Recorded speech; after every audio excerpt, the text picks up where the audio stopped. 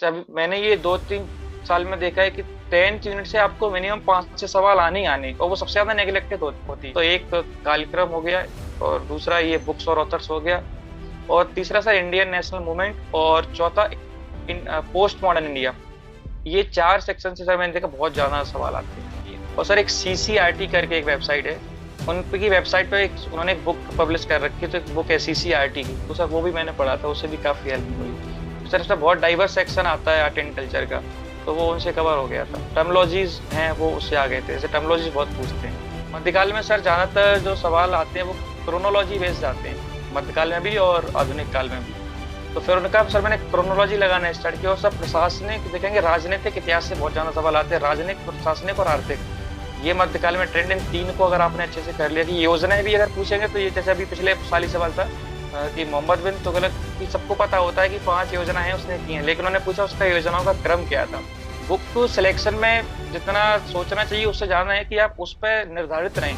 अगर आपने डिसाइड कर लिया कि मैं ए पुस्तक है इसको ही पढ़ूंगा, तो बेहतर है कि आप उसके अलावा दूसरी किताबें पढ़ें, उसको 3 से 4 बार पढ़ लें, क्योंकि एक बार पढ़ने के बाद तो ऐसा लगता है सब आ गया, सब हो गया, मैं कर लूंगा आराम से। लेकिन जब आप एग्जाम में देरी जाते हो तो पता लगता है कुछ रिकॉल ही नहीं हो रहा है। फिर मैंने सर पिछले साल के पेपर लगाए, 2-3 साल के, तो जब वो लगा के देखा तो पता लगा कि मॉडर्न भी स्ट्रांग नहीं है और एंशिएंट और मेडिवल तो है ही नहीं क्योंकि मॉडर्न के भी सवाल बहुत अच्छे लेवल के आते हैं। तो मेरे सर चारों अटेम्प्ट में पेपर 1 में 30 से कम कभी स्कोर नहीं रहा। मेरा मिनिमम स्कोर था 31, और सबसे ज्यादा मेरा आया था हाईएस्ट 34। जी, स्वागत है आप सभी का स्टडी हमारे साथ चैनल पर। मैं हूं देवेंद्र सिंह। आशा करता हूं आप सभी बहुत अच्छे होंगे। यूजीसी नेट एग्जाम में हर साल लाखों बच्चे बैठते हैं और कुछ बच्चों का ही ऐसा सौभाग्य होता है जो यूजीसी नेट में टॉपर बनते हैं। उन्हीं में से आज एक ऐसा स्टूडेंट है जो हमारे साथ, जिन्होंने अपने पहले प्रयास में विफलता देखने के बाद दूसरे प्रयास में अपने आप को इम्प्रूव किया, तीसरे में भी इम्प्रूव किया और चौथे प्रयास में आकर उन्होंने जेआरएफ क्वालिफाई किया। तो इससे ये पता चलता है कि वह बच्चा कितना कंसिस्टेंट है, कितनी एकाग्रता से वह पढ़ता था, उसकी कितनी लगन थी। बात करेंगे उनसे। सबसे पहले उनका स्वागत करते हैं। शिवम पांडे, स्वागत है आपका हमारे चैनल पर और आपको जेआरएफ क्वालिफाई करने पर बहुत बहुत शुभकामनाएं। Thank you so much sir, thank you. Shivam, अपने बारे में बताइएगा कि आप कहाँ से हो और आपकी क्वालिफिकेशन क्या है। सर मैं मध्य प्रदेश के शिवपुरी जिले के मनपरा ग्राम से हूँ, और मैंने सर मेरा 10th का स्कूलिंग वहीं से हुआ है, और 12th 11th और 12th मैंने अपने डिस्ट्रिक्ट से किया था। उसके बाद सर मैंने बीए इंदौर से किया, देवी अहिल्याबाई विश्वविद्यालय से। और सर एमए मैंने जामिया मिलिया इस्लामिया सेंट्रल यूनिवर्सिटी से किया था सर। ओके शिवम, आपका जैसे मैंने अभी बताया कि ये चौथा प्रयास था। पहले प्रयास में रिजल्ट आपका जी क्या सर। रहा। सर मेरा 158 मार्क्स आए थे, और 162 इस टाइम पे कट ऑफ गया था, तो मेरा 2 क्वेश्चन से नेट रह गया था। तो काफी दुख हुआ था कि थोड़ा सा प्रिपरेशन कर लेते, लेकिन सर उसके बाद मैंने एक डिटेल रणनीति बनाई जो आगे डिस्कस करेंगे अपन, कि किस तरीके से उसको मैंने ओवरकम किया, और फिर अंततः जेआरएफ को परिणाम को सुनिश्चित किया। स्टूडेंट्स, आपको मैं ये बता दूं कि शिवन के इस चौथे प्रयास में उसका ऑल इंडिया रैंक 86 बनता है, जो बहुत अच्छा रैंक है। टॉप 100 में आना बहुत बड़ी बात होती है। तो शिवम से हम डिटेल में समझेंगे कि शिवम, सबसे पहले मुझे ये बताइए कि जब आपका जेआरएफ क्वालिफाई हुआ, क्योंकि आपके 3 प्रयास पहले हो चुके थे, चौथे प्रयास में आपने जेआरएफ लिया, तो जेआरएफ की खुशी अलग ही होती है ना, जी जब सर। हम उस देखते हैं ना जिस चीज के लिए हम प्रयास कर रहे हैं, क्योंकि बहुत मेहनत लगती है। तो जैसे आपको रिजल्ट का पता चला तो किस तरह से उसको सेलिब्रेट किया। तो मैं रिजल्ट जब पता लगा तो मुझे मेरे छोटे भाई ने बताया कि रिजल्ट का क्या हुआ। तो सर उस दिन क्या दुर्भाग्य बोले, ऐसी कंडीशन देखा मेरे मोबाइल में नेट ही नहीं था तो फिर मैं देख ही नहीं पाया। कुछ देर बाद फिर तो भाई आया, उसने बताया कि नेट में दे देता हूँ, तो सर देखा फिर। तो मैं एक ही उम्मीद कर रहा था कि applied for JRF and net both. तो मैं ये सोच रहा था ऐसा ही इस बार लिख के आ जाए कि qualified for JRF and assistant professor both. Sir जब देखा तो बहुत खुशी हुई। सबसे पहले सर भगवान को शुक्रिया किया, फिर सर घर पे बताया तो काफी घर पे भी खुश थे, और काफी सर अच्छा लगा। अब ये लगा उसके बाद कि अब इसको है ही नहीं रोकना, ये तो एक स्टार्टिंग है। जिस जिस लाइन में मैं जा रहा था, अब उसमें ये केवल ब्रेक थ्रू है, इसको आगे ले जाके और प्रोफेसर, आगे पीएचडी को जो अपने सब्जेक्ट में कर सकता हूँ उसको आगे बेहतर करने की कोशिश और करना है अभी तो। बहुत बढ़िया, बहुत बढ़िया। आपका बहुत अच्छी एम्बिशंस है, आप जीवन में बहुत आगे जाएंगे। आपके परिवार में कोई और भी है जिन्होंने हायर एजुकेशन में यहाँ तक अचीवमेंट ली हो। हाँ सर, नहीं, मेरे पिताजी मास्टर्स तक किया उन्होंने, और ये मेरे घर से पहला, और जहां तक मुझे लगता है सर मेरे गांव से भी सर मैं पहले ही जेआरएफ क्वालिफाइड हूँगा। बहुत अच्छी बात है। तो पेपर 1 और पेपर 2 जैसा कि हम जी सभी जानते हैं कि पेपर 1 खास तौर पर जेआरएफ के लिए बहुत बड़ा रोल प्ले करता है। आपने पेपर 1 के लिए कौन-सी बुक्स को पढ़ा था जी और जी। किस तरह से तैयारी की थी? सर सबसे पहले मैंने पेपर वन, एक बुक आती है केबीएस मदान, उसको अच्छे से पढ़ा था। और तो मेरे सर चारों अटेम्प्ट में पेपर वन में 30 से कम कभी स्कोर नहीं रहा। मेरा मिनिमम स्कोर था 31, और सबसे ज्यादा मेरा आया था हाईएस्ट 34। तो उसकी मेरी एक रणनीति थी। सबसे पहले तो उसमें ये कि आप 10 की 10 यूनिटों का सिलेबस बहुत अच्छे से देख ले। वो सिलेबस का प्रत्येक शब्द, जैसे होता है ना, एक लाइन में भी अक्षरों में लिखा होता है कि एक शब्द में ये पढ़ना है, तो वो शब्दों का भी आपको अक्षरशः मुझे लगता है याद होना चाहिए कि क्या है। क्योंकि जब वो शब्द याद होते हैं, फिर अपन सिलेबस देखते हैं, और जब पिछले साल के पेपर लगाते हैं, तो सीधा वो माइंड में क्लिक हो जाता है कि ये सवाल यहाँ से आ रहा है, तो मैं इसको ऐसे देख सकता हूँ। तो सर एक तो वो मैंने किया था कि पूरा अच्छे से डिटेल सिलेबस बनाया, खुद से लेकर उसको सामने चिप पाया, उसको लिटरली रट लिया था मैंने कि हाँ ये तो अच्छे से याद होनी चाहिए। फिर उसके बाद प्रीवियस ईयर लगाए। एक्चुअली क्या होता है, हम लोग क्या करते हैं, केवल पढ़ना स्टार्ट कर देते हैं कि ये रहा, इसमें यूनिट 10 है, एक एक यूनिट से 5 5 सवाल आने, चलो स्टार्ट कर दो पढ़ना, कहीं यूट्यूब से देख लेंगे या कोई बुक ले लेंगे। मेरे हिसाब से सबसे पहले सिलेबस देखो और उसके बाद प्रीवियस ईयर क्वेश्चन देखो। जैसे एक एग्जांपल है कि जब भी जो गाड़ी चलती है ना, तो जो गाड़ी की दो हेडलाइट्स होती हैं, वो पीवाई क्यू और सिलेबस, वो उस गाड़ी की हेडलाइट है। अगर आपकी हेडलाइट ही कमजोर है, तो कितना भी पढ़ते रहो आपको डायरेक्शन पता ही नहीं है कहाँ जाना है, तो आप कहीं भी जाते रहोगे। बहुत तो बढ़िया। सबसे पहले उनको करो, फिर प्रीवियस ईयर पेपर लगाओ, और उसके बाद फिर देखो कि मैं किस सेक्शन में, से 10 यूनिट है तो सर मेरा कुछ इजी हो सकता है, मेरा कोई यूनिट इजी हो सकती है, कोई टफ हो सकती है, किसी के लिए कुछ और हो सकता है। तो वो उस हिसाब से अपनी कमियां देख ले, अपना स्ट्रांग देख ले कि ये मेरा स्ट्रांग है, ये कमियां है, और फिर अगर बनाएगा तो सर निश्चित रूप से 30 35 के आसपास नंबर बहुत आसानी से आ सकते हैं। बहुत अच्छी बात कही आपने कि सिलेबस और पीवाईक्यू गाड़ी की हेडलाइट की तरह काम करते हैं। तो सिलेबस तो एक टिकट होती है अपने हाथ में, जी आपको पता होता है कि आपने क्या पढ़ना है, क्या नहीं पढ़ना है। क्योंकि सिलेबस के बगैर चलें तो फिर तो जी। बहुत मुश्किल हो जाता है। तो पेपर 1 में आपके कितने क्वेश्चन ठीक थे? और पेपर 2 में कितने सही थे? सर मेरे जो पहली आंसर की आई थी, फाइनल से मैं मिला नहीं पाया, पहली आंसर की थी सर 59 सही थे पेपर टू में, और 32 के आसपास सही थे सर पेपर फर्स्ट में, 32 है। पेपर फर्स्ट में। ठीक है, क्या आपने कोचिंग वगैरह ली थी या फिर किसी हाँ। यूट्यूब, किसी चैनल्स को आप फॉलो करते थे पेपर 1 के लिए? तो पेपर वन के लिए मैंने ऐसे रैंडम एक बार देखा था, तो वो ठीक नहीं लगा, तो मैंने कोचिंग कहीं से भी नहीं ली, फिर मैंने खुद से ही सर उसको पढ़ा, सेल्फ करके गूगल पे निकाल निकाल के क्या कंटेंट है, क्योंकि पेपर वन का सर मैंने इतना सारा देखा, कहीं मिला नहीं मुझे ढंग का। तो एक तो बुक का मैंने यूज किया था, और फिर उसमें एक करंट अफेयर्स है, आईसीटी है, इसकी जो टर्मोलॉजीज के लिए थोड़ा यूट्यूब और गूगल पे सर्च कर लिया करता था कि क्या ट्रेंड में चल रहा है, तो उससे हो गया था सर। ओके, पेपर 2 हिस्ट्री के लिए आपने किस तरह से तैयारी की थी? एक तो सर हिस्ट्री का बहुत वास्ट सिलेबस है, मुझे बाकी सब्जेक्ट्स का तो नहीं पता कितना है, लेकिन 6 7 पेज का सिलेबस देख के लगने लगता है कि कैसे होगा ये कंप्लीट। तो पहले उसका सर सिलेबस, पुरानी जो पहले पेपर की बात है, उसका मैंने सिलेबस निकाला बहुत अच्छे से, उसका देखा कि कहाँ कहाँ पेपर में कमी है मेरी, क्योंकि मैं एमए कर चुका था, तो एमए का बहुत लाभ मिला था मुझे मॉडर्न हिस्ट्री, तो मॉडर्न हिस्ट्री मेरा ठीक था। तो उस पर मैंने कम ध्यान दिया, एंशेंट और मेडिवल, कि मुझे लगा इस पर थोड़ा काम करना है। तो पहली बात ये पता लग गया कि मेरी क्या कमजोरी है और क्या स्ट्रेंथ है। फिर मैंने सर पिछले साल के पेपर लगाए, 2 3 साल के, तो जब वो लगा के देखा तो पता लगा कि मॉडर्न भी स्ट्रांग नहीं है और एंशिएंट और मेडिवल तो है ही नहीं। क्योंकि मॉडर्न के भी सवाल बहुत अच्छे लेवल के आते हैं। सही कहा। तो धीरे करके तीनों की अलग अलग स्ट्रेटेजी बनाई कि कैसे सवाल है। वो फिर सबसे पहले सिलेबस लिया, सिलेबस में जो सबसे पहला काम है, उन्होंने सर टर्मोलॉजीज दे रखी हैं, तो वो 82 टर्मोलॉजीज है, तो मैंने वहां से स्टार्ट किया कि जो 82 की 82 टर्मोलॉजीज हैं, उसमें क्या किसका मतलब है, क्या प्रकार है, क्या प्रभाव है, और कैसे वो आगे लिंक होगा। उससे सर बहुत फायदा मिला मुझे। तभी मैंने फिर सिलेबस स्टार्ट करना शुरू किया, तो वो कहीं ना कहीं लिंक हो रहा था। तो सबसे पहले सर मेरा तो ये सजेशन ही रहेगा कि अगर हिस्ट्री स्टार्ट करनी है, तो जो आप टर्मिनोलॉजी दे रखी है, बिल्कुल सबसे पहला जो सिलेबस होता है उसमें हिस्ट्री में देखेंगे, तो वो 82 टर्मिनोलॉजीज हैं, आप उनको बहुत अच्छे से कर ले। उसके बाद फिर अगर सिलेबस पर जाएंगे, तो ऐसा लगेगा कि इंट्रोडक्शन मेरा सबका हो गया। जैसे भारतीय संविधान में प्रस्तावना जो होती है, प्रस्तावना से पता लगता है कि संविधान का नेचर क्या है, तो ऐसे ये नेचर है पूरा जो उन्होंने टर्मिनोलॉजी दे रखी है, तो उसको पढ़े, फिर पूरा सिलेबस डिटेल में देखें, तो काफी हेल्प मिलेगी मेरे हिसाब से। बिल्कुल सही कहा आपने कि सिलेबस में जो पहली टर्मिनोलॉजी है, जो हिस्टोरिकल टर्म्स हैं, उनसे 8 से 10 क्वेश्चन डायरेक्टली आते हैं। पिछले क्वेश्चन पेपर में जी जी मुझे जी। याद है शायद रजिया सुल्तान पर 2 क्वेश्चन 3 क्वेश्चन आ गए थे अक्टूबर वाले क्वेश्चन पेपर में। तो जैसे आपने हिस्ट्री के लिए तैयारी करना शुरू की थी, तो कौन-कौन सी बुक्स को पढ़ते थे? और सर मैं सबसे पहले तो बिल्कुल स्टार्ट से बताऊं तो एनसीईआरटी मैंने कवर किया था। तो वो मैंने मास्टर्स के टाइम पे एनसीईआरटीज पढ़ ली थी। तो उस टाइम पे मेरी हो गई थी। फिर मैंने एनसेंट स्टार्ट किया तो एनसेट में सर आर एस शर्मा पढ़ी। और फिर जब पेपर लगाए तो पता लगा आर एस शर्मा उतनी सफिशिएंट नहीं है। तो सर उपेंद्र सिंह की बुक आती एनसेंट की इंडिया की, वो उसको पढ़ा सर, तो उससे प्री मीडियल तक कवर हो गया था और बहुत अच्छा उन्होंने पोर्शन दे रखा है। लेकिन उसमें दिक्कत ये है सर, मैं चूंकि हिंदी माध्यम से हूँ और उसमें हिंदी का बहुत कलिश दे रखा है, बहुत मुश्किल होती है पढ़ने में। तो सर मैंने उसको फिर इंग्लिश में पढ़ा, क्योंकि इंग्लिश थोड़ा ठीक है मेरा, दोनों पे कमांड है, तो उससे वो हो गया था। तो जैसे अब मुझे बाकी बुक्स का तो नहीं पता, मैंने ये दो पढ़ी थी, अगर इनसे अच्छी कोई और बुक हो तो उनको भी ले सकते हैं। लेकिन हाँ, बुक सिलेक्शन में जितना सोचना चाहिए उससे ज्यादा है कि आप उस पर निर्धारित रहें।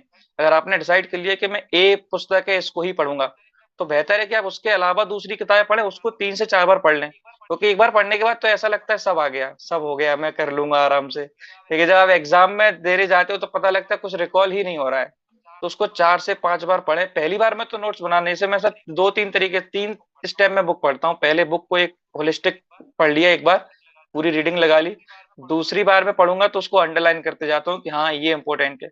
और सब फिर थर्ड उसमें अटेम्प्ट में उस वक्त बनाता हूँ नोट्स। तो जो शॉर्ट नोट्स बनते हैं फिर उनको ही पढ़ता हूँ, फिर दोबारा बुक पढ़ने की आवश्यकता नहीं रहती। तो ऐसे करके आप बुक पढ़ सकते हैं और रिवाइज कर सकते हैं। तो सर मैंने ये 2 बुक ही पढ़ी थी एंशिएंट इंडिया के लिए तो। एंशिएंट में ऐसे कौन-कौन से टॉपिक्स हैं जिनको बहुत ज़्यादा ध्यान में रखना चाहिए? जैसे आपने प्रीवियस ईयर के 4 अटेम्प्ट दिए हैं और मुझे पता है आपने प्रीवियस ईयर के क्वेश्चन पेपर को भी अच्छे से पढ़ा होगा। तो क्या आप बता सकते हैं कि ऐसे कौन से ज़्यादा सेक्शंस हैं जहाँ से यूजीसी क्वेश्चन पूछता है? तो सबसे महत्वपूर्ण है मौर्यन। मौर्यन से हमेशा ही क्वेश्चन आता है, उसमें भी सर अशोक के अभिलेख। मेरा पहला अटेम्प्ट और में जो आप बता रहे थे कि चौथे अटेम्प्ट में क्या अंतर था, तो एक सबसे बड़ा अंतर ये था, जैसे पहले अटेम्प्ट में जब मैं पढ़ा तो मैंने केवल एक बार देख लिया कि ये 14 अभिलेख है, ये 7 स्तंभ अभिलेख है, इसमें क्या होता है। लेकिन वो जब पेपर में जाते तो मैचिंग में आ जाएगा या फिर पूछ ले। जैसे इस बार भी एक सवाल था कि अशोक के एक अभिलेख की प्रतिकृति किस पे बनाई गई है, ऐसा सेकंड शिफ्ट में सवाल था। तो इतना डीप सवाल जब आता है तो उसमें है कि आप उसको मैं क्या उसको चिपका के रट लिया था, इसको ऐसे करना है, क्योंकि वो इतने 5 सवाल आना है। मैं 3-4 साल से एग्जाम दे रहा हूँ तो उसमें अशोक के अभिलेख से सवाल आता ही आता है। तो एक एक मौर्यन से हो गया, एक गुप्ता से बहुत सवाल आते हैं, और एक टर्मोलॉजी से बहुत सवाल आते हैं। तो जो स्टार्टिंग में बताया था कि टर्मोलॉजी से आप याद कर ले, हिस्ट्री की पूरी टर्मोलॉजी निकाल लो आप। हर एक सब्जेक्ट की एक टॉपिक की टर्मोलॉजी होती है, जैसे हड़प्पा में भी है कि भाई बिस्टी है, ये गुप्तास की, जैसे बिस्टी क्या होता है ये पता होना चाहिए, बे क्या होता है। तो टर्मोलॉजीज निकाल लो, पिछले साल के पेपर देखेंगे तो सर ऐसे करके मैंने पढ़ा था, फिर उसको लिंक कर करके कि कहाँ से क्या आ रहा है। ओके। यानी कि ये वाला आइडिया आपको प्रीवियस ईयर के क्वेश्चन पेपर से ही पता चला कि यूजीसी यहाँ से क्वेश्चन बनाता है, मुझे ये वाले पोर्शन को बहुत अच्छे से पढ़ना होगा। है ना? कुछ ऐसे सेक्शन है जहाँ से यूजीसी ने कभी क्वेश्चन पूछे नहीं हाँ है, जी सर। हम उनको स्किप भी कर दें तो काम चल जाता है। लेकिन फिर भी हमें यूजीसी का एग्ज़ाम है क्योंकि इसमें पता नहीं कहाँ से क्वेश्चन आएँगे, कुछ भी प्रेडिक्ट नहीं किया जा सकता। तो हर लाइन इम्पोर्टेंट होती जी है, हर टॉपिक इम्पोर्टेंट होता है, हर कुछ पढ़ना ही पड़ेगा तभी हम इस एग्ज़ाम को क्वालीफाई कर सकते हैं। तो इसी तरह से आपने मध्यकाल के लिए कौन-कौन सी बुक पढ़ी थी? और सर मैंने मध्यकाल के लिए वही एनसीईआरटीज और सतीश चंद्रा की बुक पढ़ी थी। ओके। और मध्यकाल में सर ज्यादातर जो सवाल आते हैं वो क्रोनोलॉजी बेस्ड आते हैं, मध्यकाल में भी और आधुनिक काल में भी। तो फिर उनका सर मैंने क्रोनोलॉजी लगाना स्टार्ट किया। और सब प्रशासनिक देखेंगे, राजनीतिक इतिहास से बहुत ज्यादा सवाल आते हैं, राजनीतिक, प्रशासनिक और आर्थिक। ये मध्यकाल में ट्रेंड, इन तीन को अगर आपने अच्छे से कर लिया कि योजनाएं भी अगर पूछेंगे तो ये जैसे अभी पिछले साल ही सवाल था कि मोहम्मद बिन तुगलक की सबको पता होता है कि 5 योजनाएं उसने की हैं, लेकिन उन्होंने पूछा उसका योजनाओं का क्रम क्या था। तो हुँ, केवल योजनाएं पढ़नी नहीं, उनका क्रम भी याद रखना है। क्रोनोलॉजी का बहुत ही ज्यादा रोल प्ले करता है सर मेडिवल में। तो जो भी पढ़े उसको एक कनेक्ट करते जाए कि ये इसने किया, ये यहाँ से किया, तो उसे काफी हेल्प मिलती है सर। बहुत सवाल ऐसे आते हैं। सर एक आर्ट एंड कल्चर के लिए तमिलनाडु के एनसीईआरटी आती है, अगर हिंदी वाले कंफर्टेबल हो तो वो पढ़ सकते हैं, 11वीं क्लास की शायद। तो वो उसमें साउथ इंडिया का क्या है, वो साउथ इंडिया की बुक है, तो बहुत अच्छे से कवर वो करते हैं उसको। क्या होता है जो नॉर्मल बुक है उनमें साउथ की इंडिया की हिस्ट्री 2 या 3 पेज में होती है। उतने में कॉम्पिटेटिव एग्जाम में तो फायदा मिल सकता है, नेट या जेआरएफ के एग्जाम में उससे फायदा नहीं मिलता। तो एक वो पढ़ सकते हैं। और एक फाइन आर्ट्स की एक एनसीईआरटी आती है, वो भी मैंने देखी थी। और सर एक सीसीआरटी करके एक वेबसाइट है, उनकी वेबसाइट पे उन्होंने एक बुक पब्लिश कर रखी है, तो एक बुक है सीसीआरटी की, तो सर वो भी मैंने पढ़ा था, उससे भी काफी हेल्प मिली। तो सर इसमें बहुत डाइवर्स सेक्शन आता है आर्ट एंड कल्चर का, तो वो उनसे कवर हो गया था। टर्मोलॉजीज हैं वो उससे आ गए थे, जैसे टर्मोलॉजीज बहुत पूछते हैं। ओके। शिवम, तो आधुनिक भारत को तैयार करने के लिए आपने जी। किस तरह से प्रिपरेशन की थी और बुक्स कौन सी आप पढ़ते थे? आधुनिक भारत की सर सबसे पहले शेखर बंदोपाध्याय मैंने पढ़ी थी, उसमें पूरा उन्होंने हर टॉपिक को डिटेल्स में दे रखा है। लेकिन उसमें सर एक प्रॉब्लम क्या है कि वो एकेडमिक्स के हिसाब से लिखी गई है, तो उसमें क्रोनोलॉजी बनाने में बड़ी दिक्कत हो जाती है। तो एक वो पढ़ी, लेकिन उससे काम हुआ नहीं। जैसे जो मैं बता रहा था कि पहले अटेम्प्ट में क्या दिक्कत थी और लास्ट तक आते आते वो कहाँ हो गया परिणाम में लक्षित, तो ऐसे ही है कि उसको पढ़ा लेकिन समझ आया कि वहां से बात नहीं बनेगी। तो सर उसके बाद सुमित सरकार की बुक आती है, वो पढ़ी सर, मॉडर्न इंडिया करके, उससे हो गया था। लेकिन मॉडर्न जो इंडिया आफ्टर गांधी है, एक रामचंद्र हुआ कि आफ्टर इंडिपेंडेंस के लिए, एक सर उस बुक को पढ़ा था। बस ये तीन बुक को मैंने डिटेल से पढ़ा। उसके फिर सर प्रीवियस ईयर के सवाल देखे थे, तो उसमें ऐसा है कि सर कुछ सवाल तो ऐसे आते हैं कि आप कहीं से ही पढ़ लो, कहीं बनना नहीं है। जैसे इस बार एक सवाल पूछा था कि आईएनए से जो डॉक्यूमेंट्स जो को लाने में किसका बहुत बड़ा रोल था, तो सर ऑप्शन दे रखे सरदार पटेल, ये सब। तो सर ऐसे सवाल तैयार नहीं हो सकते। तो फिल्म का भी अगर चाहे तो कोई पढ़ सकते हैं, क्योंकि सर फिल्म से भी दो तीन सवाल अब आने लगे, इतना मैं देख रहा हूँ पिछले 2-3 सालों से, तो वो भी करना चाहिए। पिछले 2 पेपर्स की हम जब बात करें तो इंडियन सिनेमैटोग्राफी पर 2 क्वेश्चन आए थे, अक्टूबर में भी पूछा था उन्होंने, इस बार भी पूछा है। देखो, हम सिनेमैटोग्राफी के बारे में इतना पढ़ते नहीं हैं क्योंकि बुक्स में भी इतना ज़्यादा सिलेबस में उसके बारे में दे नहीं रखा। जी। तो ये क्वेश्चंस मिसलेनियस में आ जाते हैं जिनके बारे में हमें पता नहीं होता। अचानक से आ जाएँ तो ऐसे कोई 5, 7, जी। 10 क्वेश्चन होते हैं। लेकिन जब बच्चे एग्ज़ाम देकर आते हैं ना, तो हर एग्ज़ाम के बाद उनकी एक तो रहती है शिकायत कि सर क्वेश्चन पेपर इतना टफ था, पता नहीं कहाँ से क्वेश्चन्स आ गए हैं। हर बार होता जी। है और हर किसी स्टूडेंट के साथ ऐसा होता है। तो आपको भी क्या लगता था कि जी। आपने 4 प्रयास दिए हैं, तो कई बार आपको लगता होगा कि पता नहीं, मैंने तो पढ़ा बहुत कुछ है लेकिन ये क्वेश्चंस पता नहीं कहाँ से आ गए? जी। सरप्राइजिंगली ये मुझे पहले अटेम्प्ट में लगना चाहिए था, लेकिन ये पहले में नहीं लगा मुझे कि इतना टफ तो हो सकता है, मैंने इतनी ज्यादा नहीं पढ़ा था तो नहीं लगाओ। लेकिन जो सेकंड और थर्ड अटेम्प्ट था, खासकर सेकंड अटेम्प्ट में बहुत लगा, कि सेकंड अटेम्प्ट में मैंने सर ठीक ठाक तैयारी की थी। तो उसमें ये लगा कि अब इतना सब पढ़ लिया है तो अब कहाँ से पढ़ूं कि ये इतने नंबर आ जाएं, क्योंकि पढ़ने के बावजूद भी नहीं हुआ जा रहा है। फिर सर थर्ड और फोर्थ अटेम्प्ट तक तो आके ये पता लग गया था कि यूजीसी का लेवल यही रहना है। और सर बहुत ज्यादा अंतर नहीं आता। दिक्कत क्या है कि हम लोग क्या करते हैं, केवल कुछ बड़े बड़े टॉपिक्स है उनको पढ़ लिया और उन्हीं पे केंद्रित रहते हैं, तो ऐसा लगता है। और यूजीसी का क्या है, अब थोड़ा डाइवर्सिफाई हो रहा है, जैसे आपने बताया अभी 2-3 सालों से। और जब टॉपिक हमारे मेजर टॉपिक से ना आके माइनर टॉपिक से आते हैं, जब माइनर भी करना पड़ेंगे, तो जब माइनर से आते हैं तो सर बच्चों को लगता है पेपर बहुत बड़ा हो गया, या पेपर लेंदी हो गया, पेपर टफ भी हो गया। तो ये प्रॉब्लम वहां आके शुरू होती है। लेकिन जहां तक मेरी समझ है, पेपर का लेवल पिछले 2-3 साल ऑलमोस्ट सेम ही रहा है। मतलब ऐसा नहीं है बहुत टफ आ रहा है, बहुत इजी आ रहा है। उनका एक पैटर्न है, उनका एक लेवल है, वही लेवल वो कंटिन्यू रखते हैं सर। आधुनिक भारत में ऐसे कौन से टॉपिक्स हैं कि उनसे रिपीटेडली क्वेश्चंस आ सकते हैं? आपने उसको एनालाइज़ किया होगा। जी। तो सबसे महत्वपूर्ण एक तो जितने भी बुक्स हैं और ऑथर्स हैं, एंशियंट में और मेडिवल और मॉडर्न में सबसे बड़ा अंतर ये है कि उन दोनों में बुक्स पे इतना ध्यान नहीं देता, वहां टर्मिनोलॉजीज पे ज्यादा ध्यान है, वहां राजनीतिक और प्रशासनिक आर्थिक पे ज्यादा ध्यान होता है। लेकिन आधुनिक भारत में एक कालक्रम सबसे महत्वपूर्ण है। कालक्रम जितने भी हैं वो पढ़ने हो, कि इसमें बहुत ज्यादा कालक्रम रहते हैं। वहां तो ऐसा होता है कि शताब्दियों में पूछा जाता है, यहाँ हर वर्ष भी पूछा जाता है, कभी कभार महीनों के साथ भी पूछ लेते हैं। तो यहाँ कालखंड को सबसे माइन्यूट लेवल पे जाके तैयार करना है, एक तो वो है। दूसरा है बुक्स और उनके ऑथर्स। ये रिपीटेडली 3 से 4 सवाल मिनिमम आते ही आते हैं मॉडर्न इंडिया के, खासकर कि कौन सी बुक किसने लिखी है, इस बुक के कौन थे। और सर एक उसमें स्कूल ऑफ हिस्ट्री है, जो 10th यूनिट में दे रखा है, मेथोडोलॉजी ऑफ हिस्ट्री में। उसको ज्यादातर हम नेग्लेक्ट ही करके चलते हैं।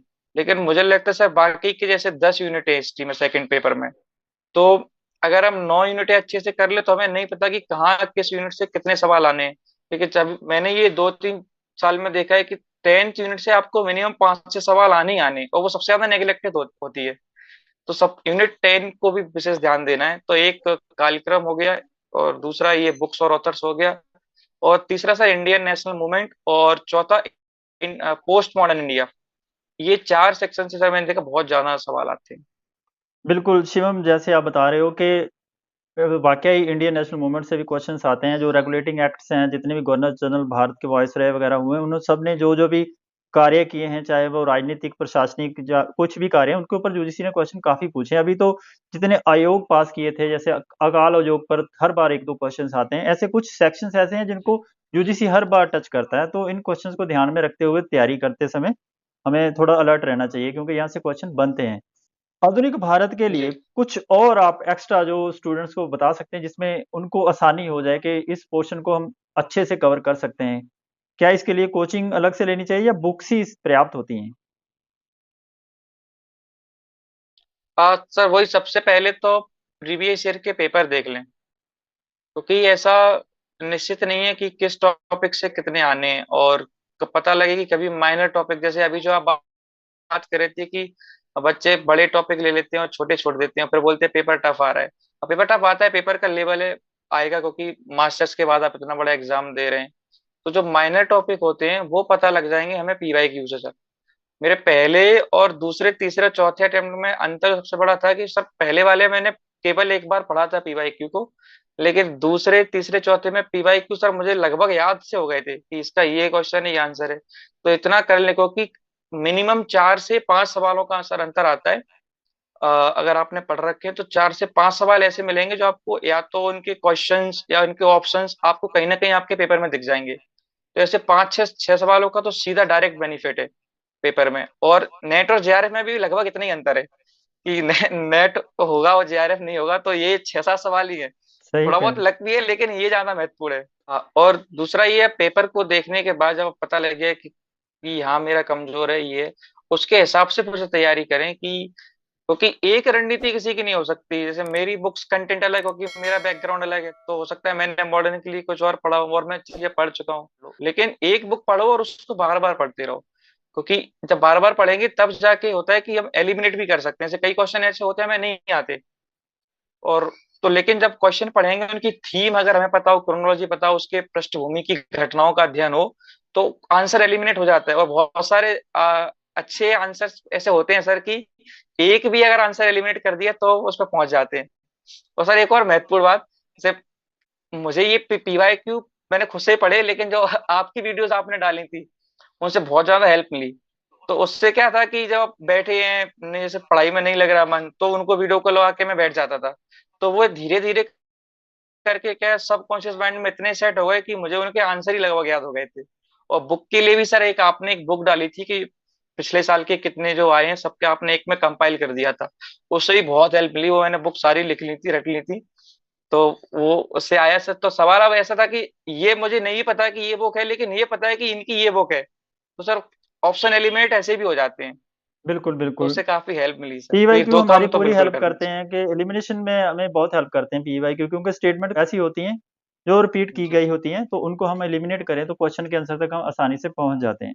तो शिवम, आपने बहुत ही होलिस्टिक वे में बहुत ही डिस्क्राइब किया है प्राचीन मध्यकाल और आधुनिक काल को, कि एक नया स्टूडेंट किस तरह से अपनी अप्रोच को डेवलप करे।